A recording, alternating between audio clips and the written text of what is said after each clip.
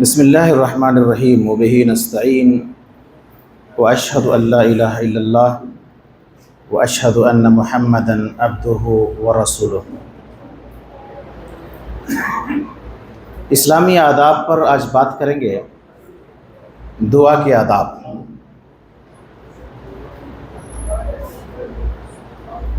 ہم لوگ دعا کرتے ہیں، خصوصی طور پر ماہ رمضان کے موقع پر اللہ سے خوب دعائیں کرتے ہیں۔ دعا اسلام کے اندر ایک عظیم عبادت ہے۔ جس طرح نماز ایک اہم عبادت ہے، روزہ ایک اہم عبادت ہے، زکوٰۃ ایک اہم عبادت ہے، حج ایک اہم عبادت ہے، قربانی ایک اہم عبادت ہے، دعا بھی ایک اہم عبادت ہے۔ اللہ تبارک و تعالیٰ نے قرآن مجید کے اندر دعا کا تذکرہ کرتے ہوئے فرمایا، سورہ مومن کی آیت نمبر 60 ہے، وَقَالَ رَبُّكُمْ اُدْعُونِي اسْتَجِبْ لَكُمْ، اور کہا تمہارے رب نے کہ تم دعا کرو اللہ رب العالمین سے۔ استجب لکم، تمہارا رب تمہاری دعاؤں کو قبول کرے گا، تمہاری دعاؤں کو سنے گا۔ تو اللہ نے کہا کہ تمہیں دعا کرنی چاہیے، تم دعا کرو، اللہ تبارک و تعالیٰ تمہاری دعاؤں کو قبول کرے گا۔ دعا کرنے کے کچھ آداب ہیں، دعا کرنے کے کچھ آداب اور شرائط ہیں، جن آداب اور شرائط کا ملحوظ رکھنا ضروری ہے۔ عام طور پر ہم دعائیں تو کرتے ہیں، لیکن دعائیں کیسے کریں؟ دعا کرنے کے آداب کیسے ہیں؟ دعا کرنے کے طریقے کیا ہیں؟ ہمیں اور آپ کو نہیں پتہ۔ پہلی چیز، کسی بھی عبادت سے پہلے ہمیں اور آپ کو اپنے عقیدے کی اصلاح کر لینی چاہیے۔ کوئی بھی عمل کی قبولیت کا دار و مدار عقیدے کی بنیاد پر ہے۔ عقیدے کی اصلاح کر لے، ایمان کی اصلاح کر لے، ایمان کی اصلاح کے بعد، عقیدے کی اصلاح کے بعد پھر آپ عبادت کریں، اللہ تبارک و تعالیٰ کے حضور میں آپ دعائیں کریں، اللہ رب العالمین آپ کی دعاؤں کو قبول کرے گا اور یقیناً قبول کرے گا۔ دوسرا، دعا کرتے وقت، چونکہ دعا ایک عبادت ہے، دعا کرتے وقت بالکل اخلاص ہونا چاہیے۔ اخلاص کس کو کہتے ہیں؟ خالص اللہ کے لیے، نماز اللہ کے لیے، روزہ اللہ کے لیے، زکوٰۃ اللہ کے لیے، کسی کے لیے نہیں، ریا کے لیے نہیں، دکھاوا کے لیے نہیں۔ دعا بھی آپ کریں تو صرف اور صرف اللہ کو راضی کرنے کے لیے اور اخلاص کے ساتھ، للہیت کے ساتھ، کہ ہم اللہ سے دعائیں کر رہے ہیں، جو عطا کرے گا اللہ رب العالمین عطا کرے گا، اور یہ دعا ایک عبادت ہے جو خصوصی طور پر اللہ تبارک و تعالیٰ کے لیے، یہ دعا ایک عظیم عبادت ہے۔ تیسری چیز، جب دعا کریں گے تو دعا کرتے وقت اللہ کی حمد و ثنا بیان کریں گے، اللہ کی حمد و ثنا بیان کریں گے، اللہ کی تعریف کریں گے۔ بھائی صاحب، آپ مانگ رہے ہیں کسی سے، کسی بندے سے اگر آپ مانگنا ہے، کسی بندے سے کوئی چیز آپ کو لینی ہے، تو کیا کرتے ہیں؟ آپ ان کی خیریت لیتے ہیں، ان کی تعریف کرتے ہیں، ان کی بڑائی اور ان کی بڑائی بیان کرتے ہیں، ان کی تعریف کرتے ہیں، تعریفی کلمات ان کے سامنے پیش کرتے ہیں۔ ہم اللہ سے مانگ رہے ہیں، تو اللہ تبارک و تعالیٰ سے مانگنے کے لیے ہمیں کیا کرنا ہوگا؟ اللہ کی حمد و ثنا بیان کرنا ہوگا، ایسے کلمات کہنے ہوں گے، ایسے کلمات پڑھنے ہوں گے جن میں اللہ کی تعریف ہو۔ سورۃ الفاتحہ کو پڑھ جائیے، اللہ کی تعریف ہے۔ سورۃ الاخلاص کو پڑھ جائیے، اللہ کی تعریف ہے۔ آیت الکرسی کو پڑھ جائیے، اللہ کی تعریف ہے۔ سورۃ البقرہ کی آخری دو آیتوں کو پڑھ جائیے، اللہ کی تعریف اور توصیف اور دعائیں ہیں۔ تو جو بھی کلمات ہیں، جو بھی دعائیں ہیں، اللہ کی تعریف میں پہلے اللہ کی تعریف کریں، عقیدے کی اصلاح کر لیں، اخلاص و للہیت پیدا کریں، اللہ کی حمد و ثنا بیان کریں۔ پھر اس کے بعد چوتھا نمبر میں ہمیں اور آپ کو درود پڑھنا ہے، نبی صلی اللہ علیہ وسلم پر درود پڑھنا ہے۔ اور جتنا درود پڑھ سکتے ہیں آپ، पढ़िए, दरूद पढ़िए, खूब दरूद पढ़िए। ये दुआ की कबूलियत की शराइत में से एक शर्त है कि जितना दरूद आप पढ़ेंगे कसरत से, आपकी दुआएं उतनी मजबूत होंगी और उसी कदर सेहतमंद साबित होगा। कसरत से दुआएं कीजिए, शुरू में पढ़िए, दरमियान में पढ़िए, आखिर में पढ़िए और कसरत से आप दरूद पढ़िए और दरूद पढ़ने का आप एहतमाम कीजिए। पांचवा, अल्लाह तबारक व तआला के अस्माए हुस्ना का वास्ता दीजिए। कुरान में अल्लाह ताला ने कहा वलिल्लाहिल अस्माउल हुस्ना फदऊहु बिहा। अल्लाह के जो अच्छे अच्छे नाम हैं, उन अच्छे नामों के साथ अल्लाह को पुकारिए। या अल्लाह, या रब्बी, या रहमान, या रहीम, या करीम। अल्लाह के अच्छे अच्छे प्यारे प्यारे नाम हैं। उन नामों के जरिया, उन नामों के वसीले से और उन नामों का हवाला दे करके, उन नामों के जरिया पुकार करके अल्लाह तबारक व तआला को पुकारिए, दुआ कीजिए अल्लाह रब्बुल आलमीन से। और इसी तरीके से छठा, आप जब दुआ करें तो किबला रुख होकर के दुआ करें। ये दुआ के आदाब में से है। दूसरे रुख भी कभी आप दुआ कर लिए तो जायज़ है, ऐसा नहीं कि नाजायज़ और हराम है। दुआ आप कहीं बैठे हुए हैं, दूसरे तरफ भी मुंह है तो कोई बात नहीं, दुआ आप कर लीजिए। लेकिन खुसूसी तौर पर आप दुआ का एहतमाम कर रहे हैं तो किबला रुख करना ये दुआ के आदाब में से हैं। अल्लाह के नबी सल्लल्लाहु अलैहि वसल्लम गज़वे बदर में जब गए थे 313 मुसलमानों को लेकर के, अल्लाहु अकबर, उस तादाद को लेकर के अल्लाह के नबी सल्लल्लाहु अलैहि वसल्लम ने अपने, उनके पास चादर थी, आपके पास चादर ओढ़े हुए थे, आपने वजू किया और उसके बाद जो है किबला की तरफ रुख किया, अपने दोनों हाथों को आसमान की तरफ उठाया और आसमान की तरफ उठा करके अल्लाह से दुआएं करने लगे। अल्लाह, ये मुख्तसर सी जमात है, मुख्तसर सी तादाद है मुसलमानों की, थोड़ी सी है, अपनी सारी पूंजी को इन्होंने लगा दिया है। अल्लाह, ये कौम अगर हलाक हो गई तो तेरा नाम लेने वाला दुनिया के अंदर कोई नहीं रहेगा। अल्लाह, तो इस कौम की हिफाजत फरमाना और कामयाबी अता फरमाना। सहाबा कहते हैं कि अल्लाह के नबी ने इस तरह दुआएं की और ज़ारो क़ितार इस तरह दुआएं की, आजिज़ी और इनकिसारी से इस तरह आपने दुआएं की कि आपकी चादर मुबारक कंधे से सरक करके गिर गई और अल्लाह रब्बुल आलमीन ने आपकी दुआ को कबूल फरमा लिया। इसी तरीके से नंबर 8, कबूलियत के ताल्लुक से हमें यकीन होना चाहिए कि अल्लाह कबूल करेगा, यकीनन कबूल करेगा। अच्छा, कुछ लोग दुआ करते हैं उनको यकीन ही नहीं होता है कि कबूल होगी कि नहीं होगी, अल्लाह कबूल करेगा कि नहीं करेगा। ऐसा नहीं होना चाहिए। कबूलियत के ताल्लुक से हमें और आपको यकीन होना चाहिए और गफलत नहीं होनी चाहिए। गाफिल आदमी की दुआ को, इबादत को अल्लाह कबूल नहीं करता है। नमाज एक इबादत है तो नमाज में दिल और दिमाग आपको हाजिर रखना होगा, तब जाके आपकी नमाज कबूल होगी।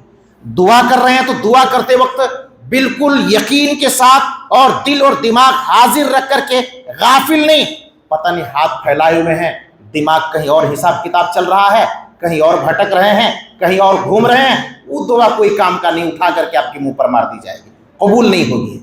तो हमें और आपको इबादत के वक्त जो है यकीन होना चाहिए। नंबर 9, कसरत से हमें दुआ करनी चाहिए, खूब दुआएं करनी चाहिए। हम लोग कुछ दिन दुआएं करते हैं, उसके बाद कहते हैं थक गए यार दुआ करते करते, अल्लाह देता ही नहीं है, सुनता ही नहीं है। ऐसा लगता है कि आपने अल्लाह पर बहुत बड़ा एहसान कर दिया। 5 वक्त सही से नमाज नहीं हो पाता है, इबादत सही से नहीं हो पाती है, कहते हैं कि थक गए दुआ करते करते। कितने दिन से दुआ कर रहे हैं, दुआ ही कबूल नहीं होती है।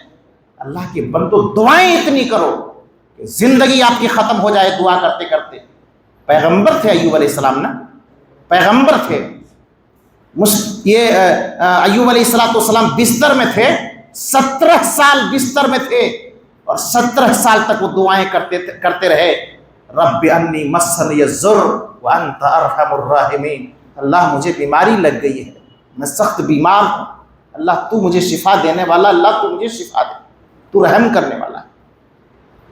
कितने दिनों के बाद कबूल हुई? 17 साल के बाद। नबी थे, पैगंबर थे, अल्लाह चाहता फौरन कबूल कर लेते, लेकिन 17 साल लग गए।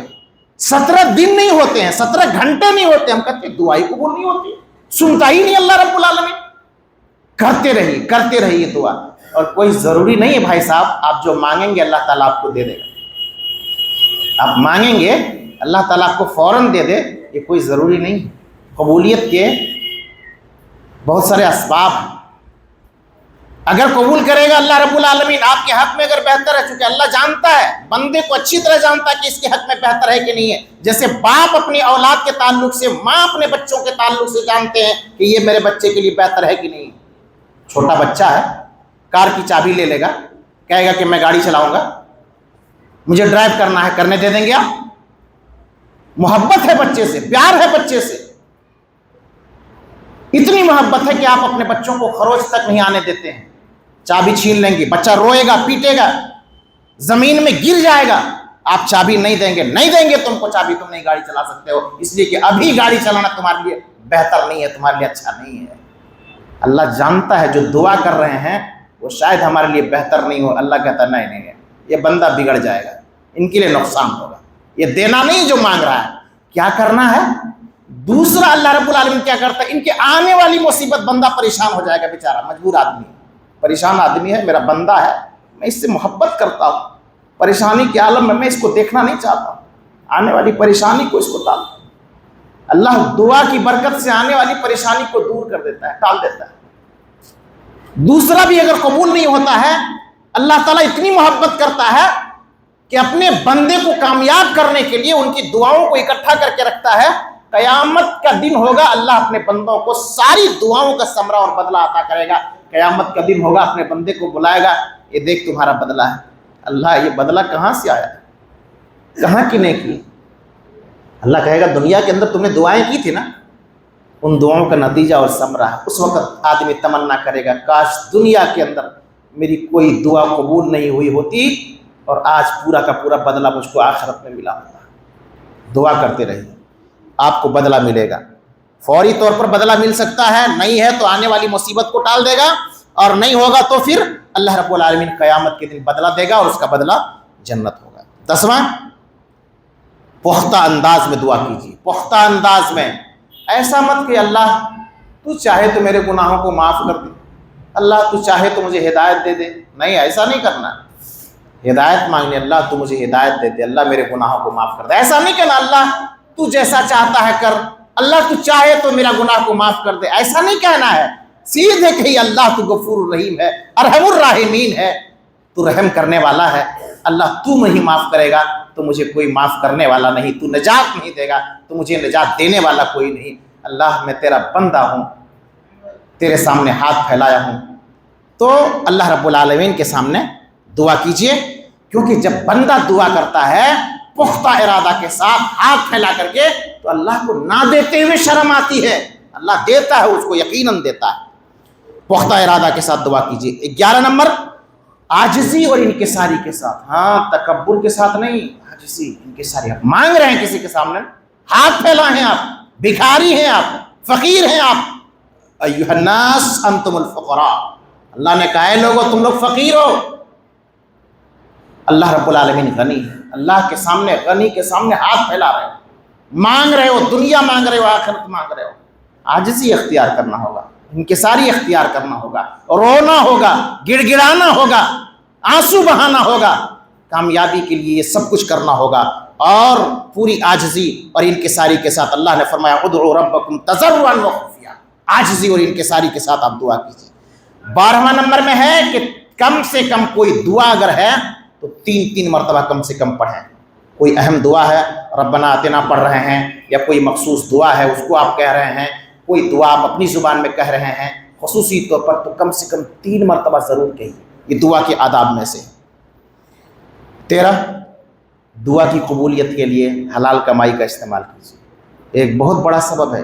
سب کچھ ہے، سب شرط آپ کا ٹھیک ٹھاک ہے، کمائی آپ کا حلال نہیں ہے، کھانا آپ کا حلال نہیں ہے، کپڑا آپ کا حلال نہیں ہے،